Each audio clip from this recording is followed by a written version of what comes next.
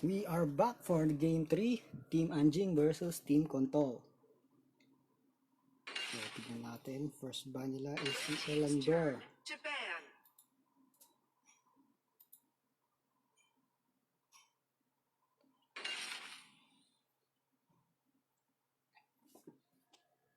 Blue team's turn to ban. Next win, Team Anjing, binan si Pain.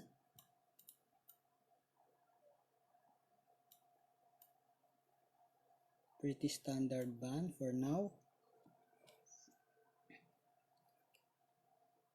Second ban ng Team Kontol. Tingnan natin. Alistair. Team's turn to ban. Okay, Alistair ban.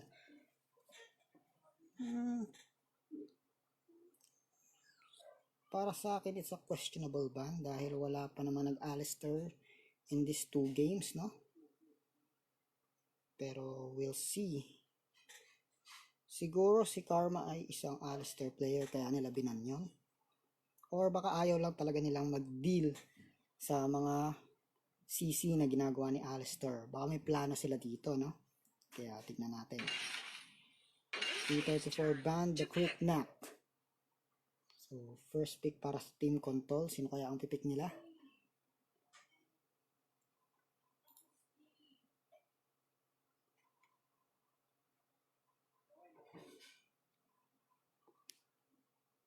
So, inuubos talaga nila yung oras nila dito, no? Para pag-isipang mabuti kung sino ang ipipick nila sa crucial game na ito. So, 1-1 na tayo. First game ay na-take ng Team Anjing and the second game was taken by Team Kontol. Oh, Illumia pick para dito sa Team Kontol. The global ultimate will be the key to success para sa Team Kontol dito. And T34 is hovering the level. No? Base sa match history na nakita ko sa kanya is ini-spam niya talaga to si level. Okay, at pinik niya na nga po ito si level. At makikita natin ang kanyang positioning. Pero sa tingin ko naman magaling din to mag-level dahil napakahalimo niya sa caffeine. Which is technically parang same hero lang sila. Based on the movement, no? Wala masyadong mga dashes. Walang panakas. Both caffeine and level. So, perfect hero to para kay T34.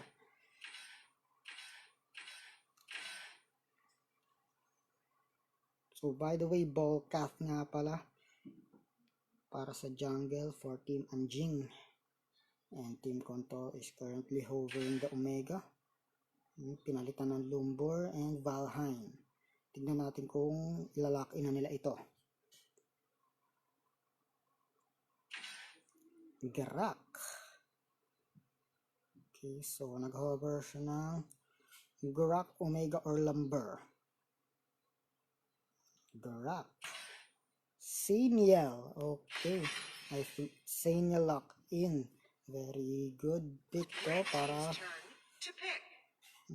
pag makasabay sa global, no? Global ultimate ni Saniel. Magandang pick to para sa kanila. And maproprotektahan niya kung sino ang mamamatay. So, great choice. Dito naman para sa Team Anjing, Tulen. Covering the Tulen. Dirac. Sino kaya ang gagamitin? I think Tulen ang gagamitin nila dito, no? Okay, nalock in na nga po si Tulen.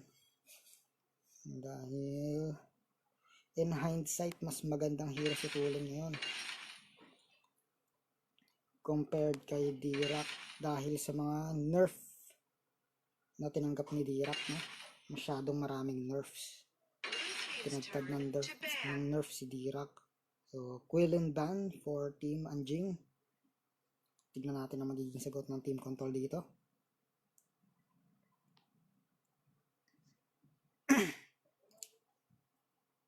So, sino kaya ang kanilang ibaban?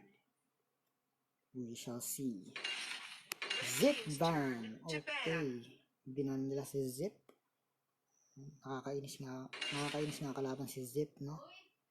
Dahil kaya niyang protektahan si Laville na halos walang dashes, walang escape. So, very good ban para sa team control natin. And last ban ng team Anjing ay si Malok.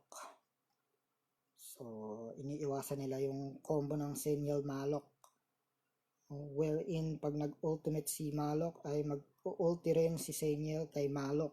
Para dalawang hero yung papasok sa backlines ng kalaban. So, tignan natin kung ano magiging final ban dito sa matchup na ito.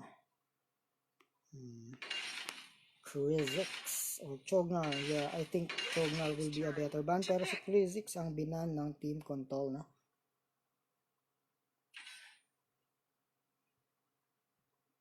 So, final pick. I mean, hindi pa final pick.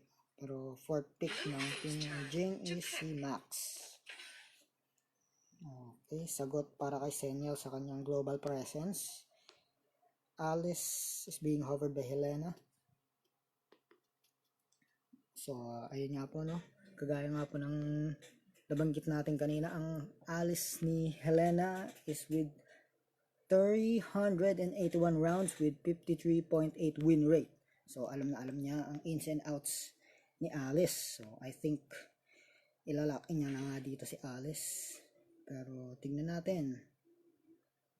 Goangs, ano kaya ang ipipick niya dito para sa offlane? Or jungle, I suppose. Offlane na nga pala si Senial. If mag-support itong si Alice. Goangs, ano kaya ang ipipick niya? Wukong Goangs. Okay.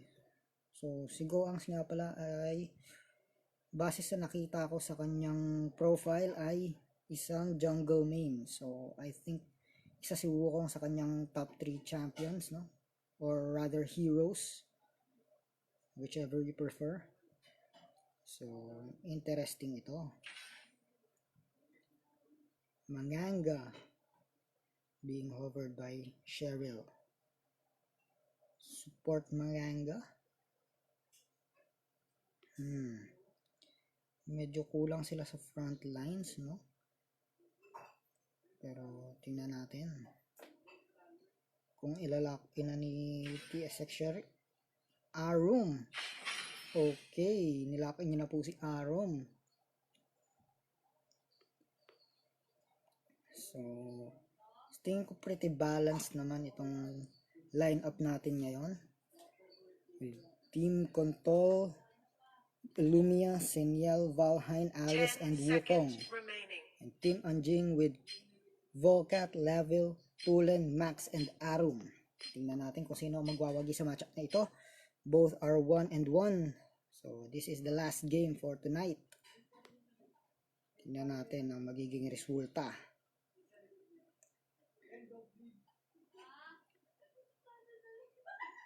So, mahirap i-judge ang laban ito, no? Pero based sa heroes, hindi ko talaga masabi, guys. Pasensya na. Kung pipili lang ako ng isa, siguro para sa akin siguro Team Control ito. Dahil sa kanilang Wukong. Pero depende pa rin eh. Kung ma-lock up ni Arum si Wukong, wala na silang assassin. No? Which is itong Team Anjing naman ay may Max. So kahit anong oras niya gustuhin, kaya niya pasukin si Valheim or si Illumia in the backline. Tignan natin.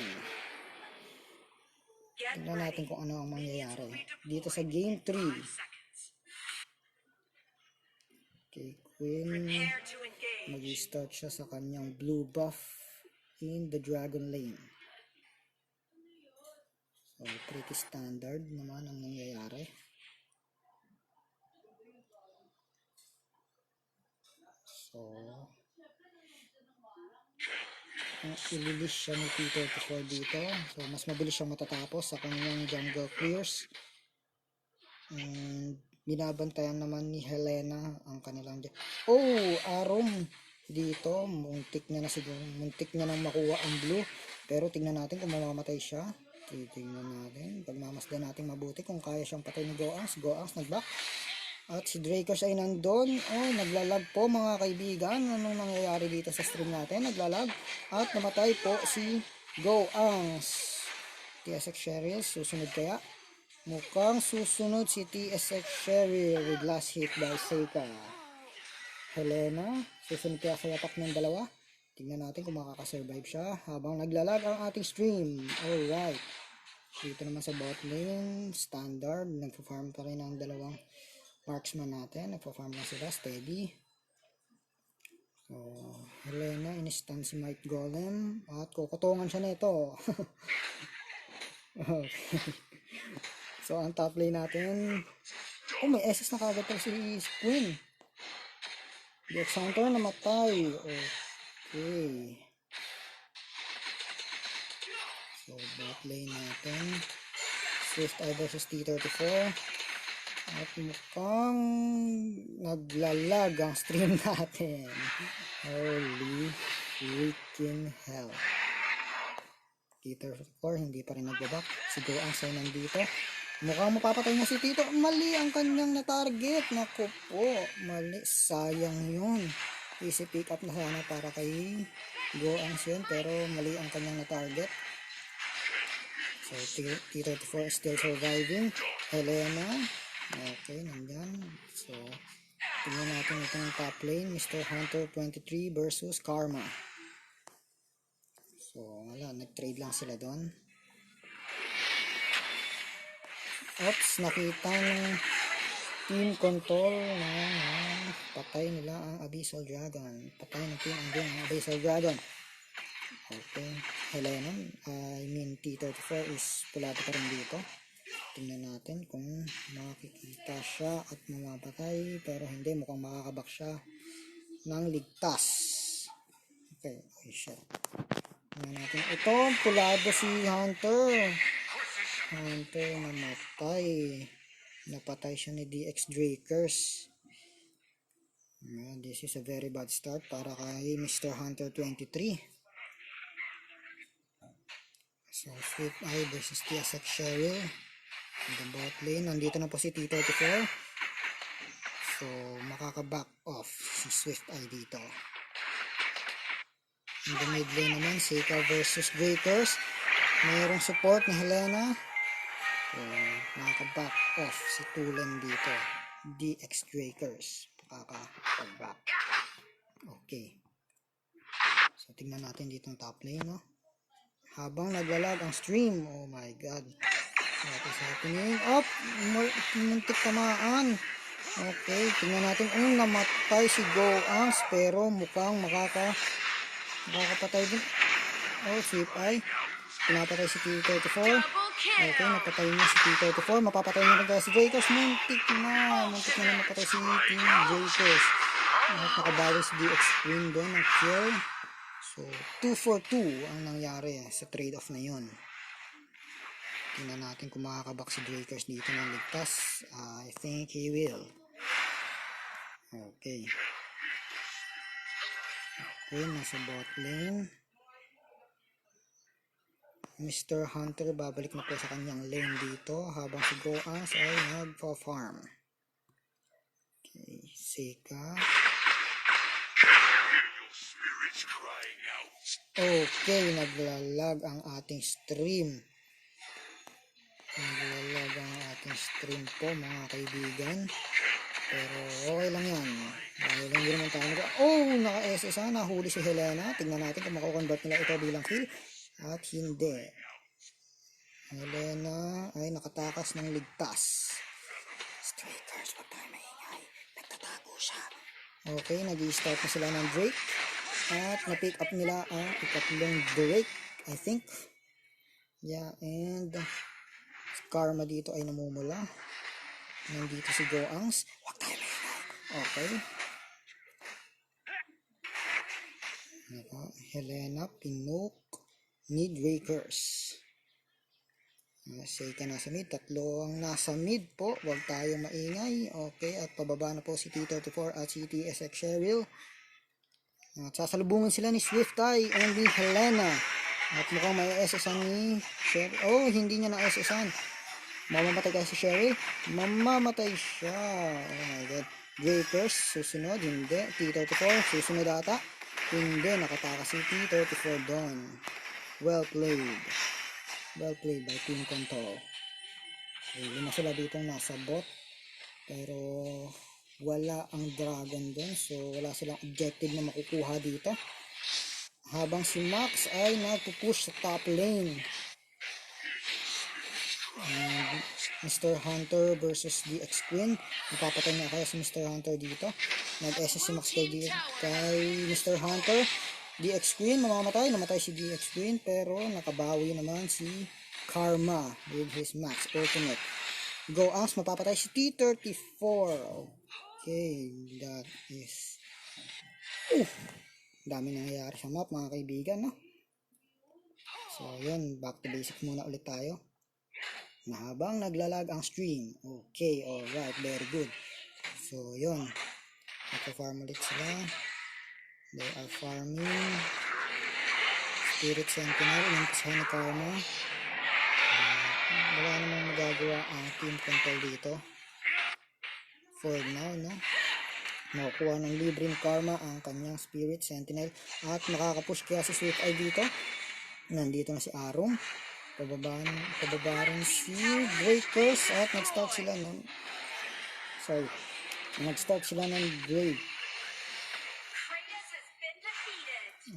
Okay. Diesel Dragon number 4 para sa Team Anjing. Seika, mamamatay kaya dito. Pinasok ni DX Queen. Okay, mamamatay ata si Seika. Oh, namatay din si Seika. At si DX Queen ay nakasurvive. Oh my god. Good job, no?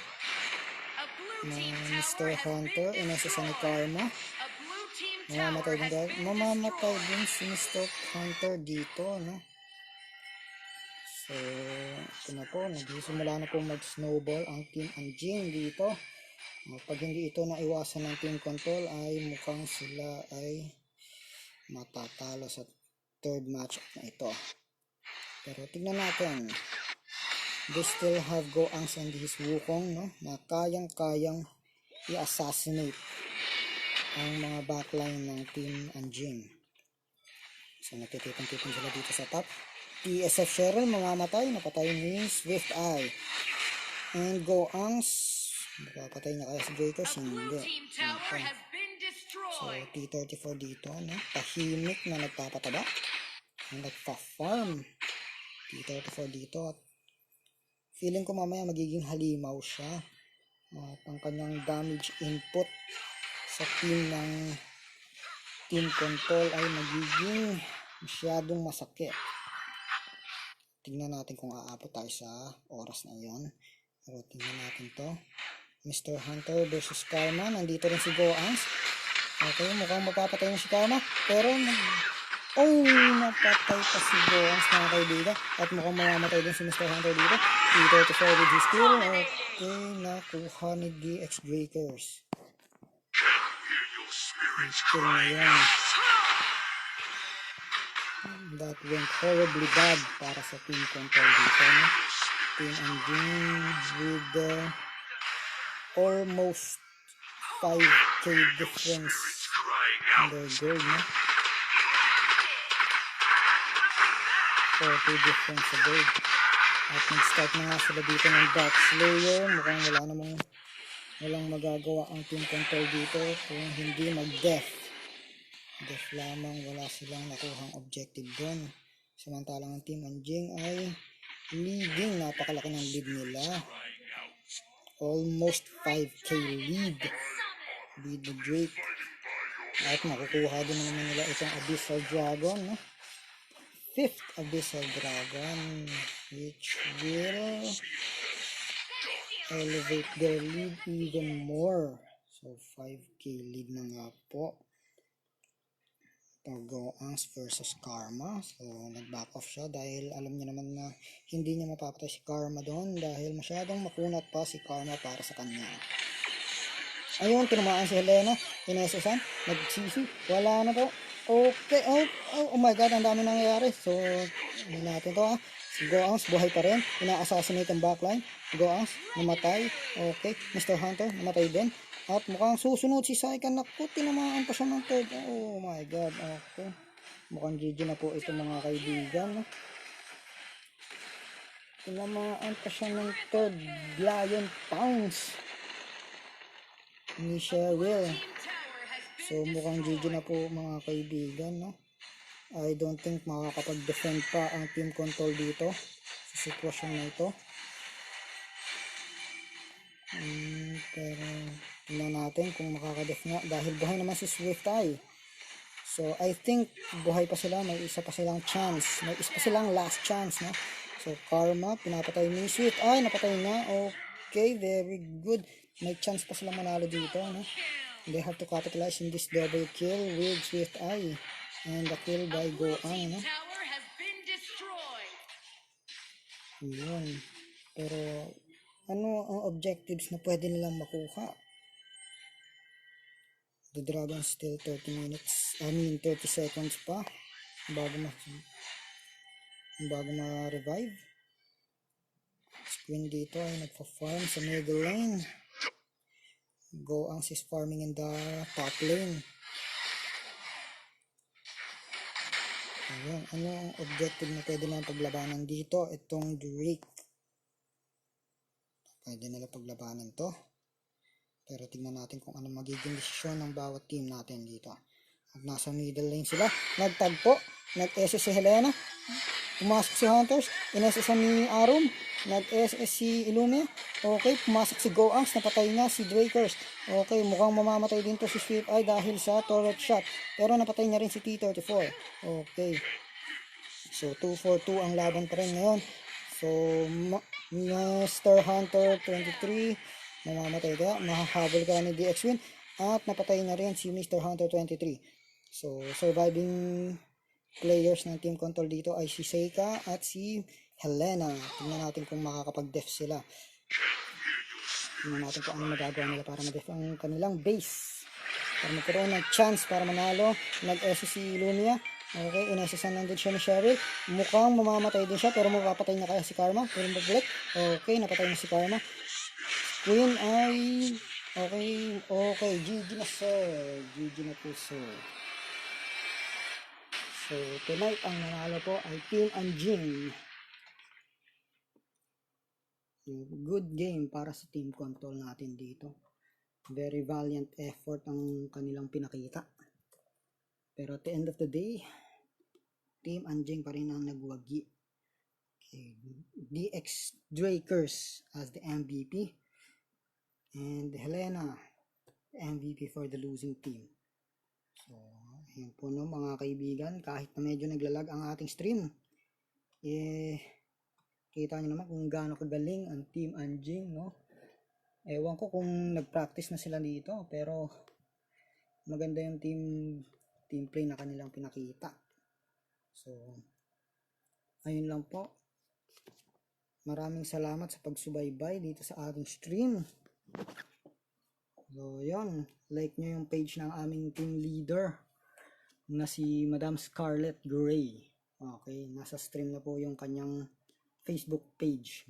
Nag-stream din siya ng mga gameplay niya doon and nagpapag-giveaways. So, ayun po. Maraming salamat mga kaibigan. So long, sa susunod ulit. Goodbye.